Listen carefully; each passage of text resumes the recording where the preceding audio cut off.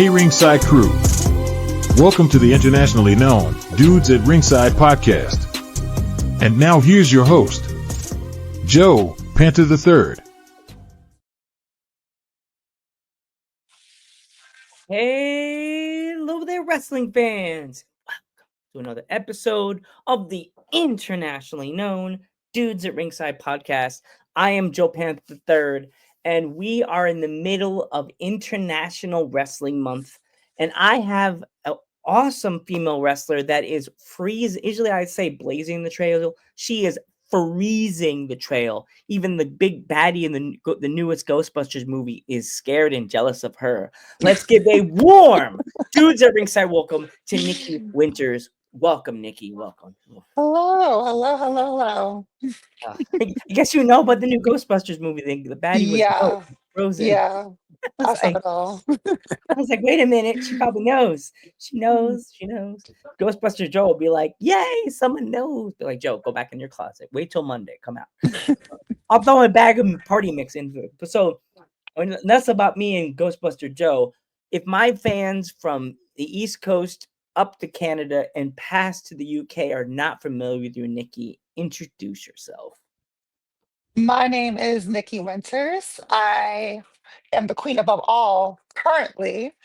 I've ever pride myself in evolving, so that's my current moniker right now. But I train at T2T and I'm mainly New Jersey based, and yeah.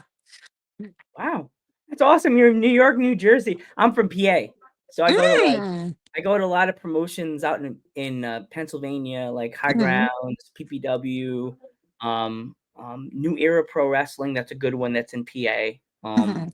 Run by Shelby Waters and her fiance. I don't know if it's her husband by now. I haven't really asked her, but so what brought you into this world of professional wrestling? Damn. Oh, that's a good question, honestly. I love wrestling since I was a kid, like a good 6, 7 years old. I first got exposed to it when I saw a Trish Stratus action figure. And I was that intrigued me alone. I'm like, holy shit, like she looks legit. I kind of want her and stuff. And then after that, like I guess a year later, I started seeing the divas on TV, randomly like scrolling through like the TV channels because my grandmother only had like cable. And I just fell in love. I just loved the energy that divas brought, and and eventually just fell in love with the theatrics, the glamour of it, and the amount of storytelling that they put in. And eventually, ever since then, like it's been on go for me. I've fell in love with it for a long time. Awesome. So how long did it take you to want to be actually get trained? Like, when did you know that you wanted to actually be in the business instead of just be the one with the remote watching it on TV? Honestly, I oh, this is a good one too. Um, so I originally did not see myself wrestling at all. I originally wanted to be the pop girl, like the sing and like perform and all that. I knew I just want to do some sort of performing, just like I don't know what. And of course, the pandemic started, and I went through a lot of soul searching and all that. And my friends were like, "Why don't you try pro wrestling?" I'm like, "No, I'm not physical. I'm not that physical. Like I'm athletic, but I'm not physical. But not to mention, at that time, I'm like, I don't think people like me are suited for the professional wrestling business. Like trans women are just like not at the forefront in the business at all. I'm pretty sure people will like turn their nose up at that anyway. Not to mention, I felt like since I grew up in a Divas era, I felt like wrestling had one specific mold of woman, and I did not fit that mold, to be honest. Mhm. But then I saw women like Charlotte Flair, Bianca Belair, Jade Cargill. Those are all athletically built women who were just like larger than life. They're beautiful, yet they're built and sculpted by the gods. And I'm like, Oh holy yeah. shit, like okay. And not to mention like seeing black women at the top, Naomi, Bianca, Jade, it's just like holy shit. Mercedes Monet. that right there is like Lash really Legend. eye-opening. Yes. Actually, when by the time she came up, I was already like set on joining. But when it came to me just like wanting to be iffy about it, Bianca, Jade, and Naomi were a good Jacqueline. There's so yes, many of them. Jacqueline. Yes, Jacqueline. yes, God, there's so yes. many black women that were in wrestling that it's just like That, but also we haven't really experienced jazz. black woman at the specific tippy top Yeah. yet. Like, but by then Sort when I of. was like looking around, yeah, Oh, it's like, but about that time you're talking about. Yeah, no. We didn't really have a black, like, big yeah, black women's champion that everybody's afraid yeah, of. yeah. Oh, And it was oh, like and not for in me, WWE. Maybe like an Awesome Kong, but she never like came to WWE when she was that intimidating. yeah.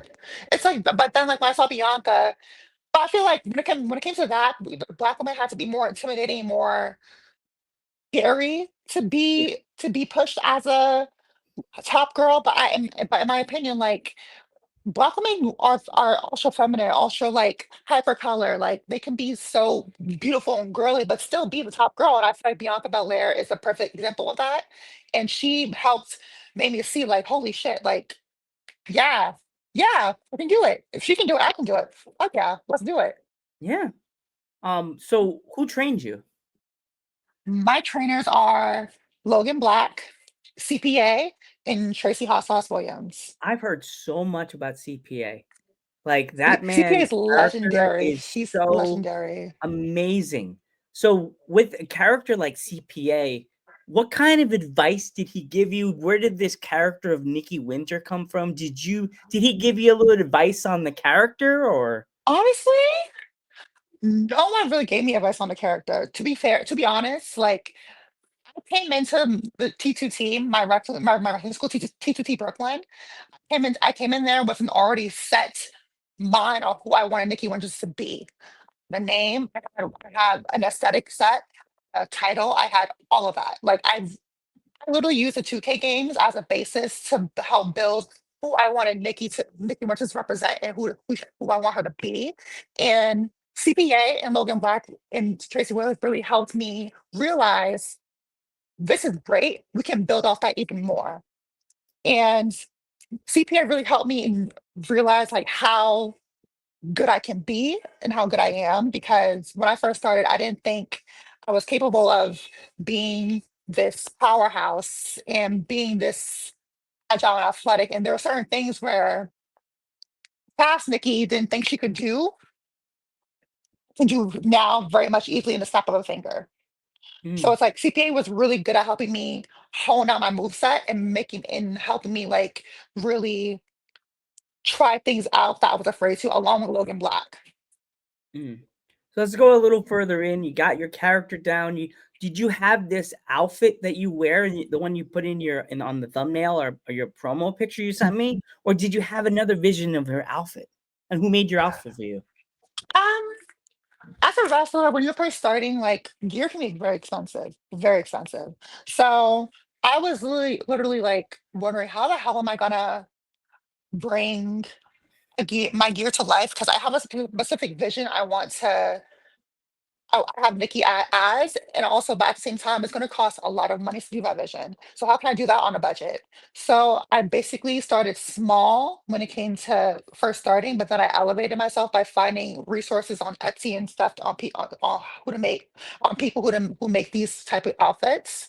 And and they sent me like a nice preset, but then I also accessorized it myself by adding like some sleeves, sleeves, knee pad coverings, all that. And when it comes to my gear itself and my aesthetics, I'm very, very intentional with what I do with my outfits. When I want to like push a specific set of how do I say this? When I want to push a narrative for Nikki Winters, I'm going to go with a specific outfit that helps me push that narrative because I'm Mm, very big on like symbolism and reading between the lines. I know not everyone is, but I am. That's why I was like a great English major in high school. But I always prefer to grow my storytelling skills in my looks as well as in the ring. So, for example, if I want to be like this if I want to portray this divine being, this god queen or something, I will go for the white and with like a nice golden head crown, the cute little cape, focus on gold, all that. And because I want to, when I picture a Greek goddess, that's why I picture them wearing. But add wrestling aspect a little bit. So Aphrodite, Athena, Hera, those were the main basis of that specific outfit I have in my promo photo. Mm. Are there any wrestlers within the New York, like New York, New Jersey, like wrestling circles that you have not worked with that you've been dying to like connect with? There's so many. Oh my gosh. We got time. Yeah. Gabby Forza is a good number one pick for me. Like she's amazing. I love her. She's such a giant sweetheart. And she's also like a amazing fucking powerhouse. Like it's literally one of my dreams to work with Gabby because I feel like our styles will mesh well together because she's more of like a huge powerhouse. And Gabby I want, Gilbert too. yeah, yeah, and I'm ready to I want to fight someone who's relatively quote unquote bigger than me. Who I Mm. have to instead of you going for my usual powerhouse tactics, I want to use my agility tactics to get them down and stuff. Gabby And Gilbert, and there's other ones too that I've seen that I would love to see you wrestle. Gabby Gilbert. mhm, There's two Gabbies. There's Gabby Gilbert. mhm, They're tag team when they're Gabbies together. It's Gabby, the not Gabby familiar. girls, Gabby. There's she's from New York, Long Island. Clara the doll. This starts I with think her I know last. who you're talking about. Yeah. Is she like a little bit creepy? Yes. Yes. Yes, yes, But I she's love good. She's her. good. Yes, Me and her are tight. Like I want like to I want to wrestle her so bad because like I feel like our she's characters on would just injury, but go she'll be back. so well. She's her character sleeping. That she's saying her character sleeping. Yeah, that's perfect, honestly. That's perfect. But I would love. She's another one. She's a good one. Yes. I would feel like when it comes to wrestling too, like a big they act like this character and storytelling. And I feel like Nikki Winters against her character is just perfect because Nikki Winters is a bitch who's not afraid of anything. She's not Yeah. afraid to she's gonna step to anybody no matter who it is, big, small, tall, large, whatever. She will step up and be like, all right, I'm going to fuck you up, whether you like it or not. Yeah. And if I gotta fall trying, then so be it. But Yeah. and I think that right there is going to be a great contrast. I want that so bad. Yes, You please should have someone like book a whole that. storyline that your character saw a box left on the side of like it's up somewhere, and you Mhm, bashed it open. Have like every week you're opening a box, and you opening another box, and then mhm. you go found it, and then as in that she make why she makes her return because I you love open the that. box and you put the key in, and like in it the doll's you try and pick it up, the doll falls down, and then you see your hand do this, and pops back up, and then she's back, like she returns because you brought her back to life, but now you have to try to destroy her. You know what I mean? Like I would love that, honestly. that's I, whole I WWE magic. Have it come back like yeah. that. I consider Nikki like a queen mother, and like a queen to me is always 10 steps ahead of people. Yeah, Sometimes she's very like, even when sometimes she kind of gets the short end of the stick, she's going to make sure she bounces back to get that large end. And I feel like that right there is a perfect moment to be like, okay, well, since I kind of brought you back, I'm going to take you right back down. I just want to make sure you know who your queen is, and I'm going to make you bend the knee, whether you like it or not. mm, I like that. So you from New Jersey? You wrestle in the New Jersey, New York area. Have you ever thought of adding that other part of the tri-state area, Pennsylvania, to your Oh, harem where of you go? course, of course, of course, of course, of course, of Yeah, course. I really want to like travel to 880. Um, Pittsburgh, more in particular. One of my friends, well, she's like my sister, like soul sister. Brianna Bands is always there, and she always tells me, "Go to 80, go to 80. It's gonna be great. It's gonna be great." I'm like, all right, I'm trying. It's just like it's it's hella a hard to haul. get You out can say there. it's a haul. Yeah, it's fucking insane to get there, but I'm working on it because I wanna make I feel like they need the presence of a queen. And You got to come to PPW. They have I a love woman that that. you and her would be absolutely the batch of the year. Sammy Chaos. You Oh, I met Semi Chaos. Yes, at 5 foot Sammy five. Chaos is the most like her and Danny Moe had been back and forth. That belt keeps going. It's like a kid with a bag of candy. My candy, my candy. That belt keeps going back and forth Mhm. between those two. I'm like, I wanted to tell Paul, I'm like, Paul, can you find a woman in the middle to be like, oopsie, I took it from the both of you. Now you gotta come after me. Like, we need you to come in there and just surprise everybody and I just would love to work pop Semi up in the middle. Chaos. And as they're fighting for the belt, you take out Sammy and you beat her for Mhm. the belt, and then you tell both girls. Or one day when they're fighting, you both need a middle woman in between you both. You know what I mean? Like, Mhm. I know the fans are like, okay, we know the story now. We know how you guys both are fighting each other. Like, there's other girls there, but those are the only two that keep getting a title shot. Like Gem's there. Um, these other girls, they keep coming in and out.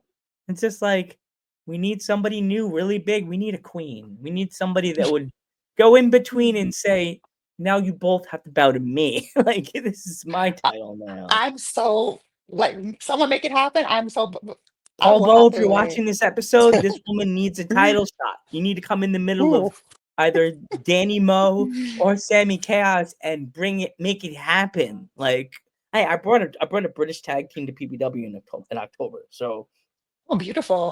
I helped. Well, I'm right here. Yes. Um, if my fans, actually, here we go. Before I shorten it, if there was you have any fun stories from like a road trip to like a show in New Jersey or anything? Oh, I gotta like dig deep in the archive. Oh boy.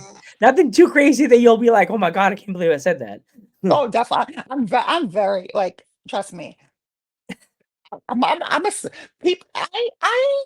a very, very smart woman. Some people they don't see it, but I'm very, very, very smart. I'm very intentional as well.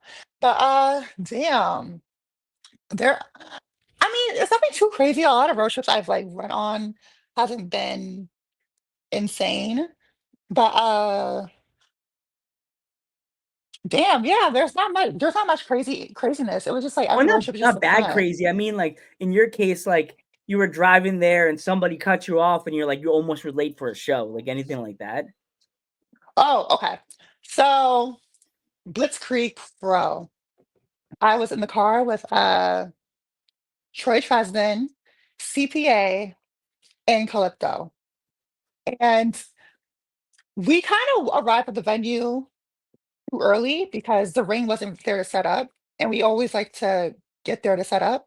So I guess CPA has like a large collection of shirts because he always rips his shirts off in his matches. So he needed new shirts. He literally has like a hamper full of shirts, like a big bin, a bin he traveled with to just for the shirts alone. And we went to Target to buy a couple new shirts with him, and we ended up getting there pretty late because he was taking that long for to look for like new shirts to rip off. CPA, I'm sorry, dude. You got to come to my podcast and say your rebuttal. Like, Please. And it was cute and fun, but like we still end up setting up the range. It's fine. It's just like it's so interesting to see like how many shirts he has. I'm like, holy shit, like that's a he's lot the of shirts. CPA. He's the guy that's running for our presidential of the wrestling world. He needs to look presentable. Like, Honestly, yeah, I agree. I agree. I as agree. long as he's not wearing a red hat, we're fine. No, like I can't. Woo! That'll do it. Yes, exactly. I'll vote for a woman over voting for a red hat. Oopsie. Woo! Clock that T. Clock that T. Yes, yes.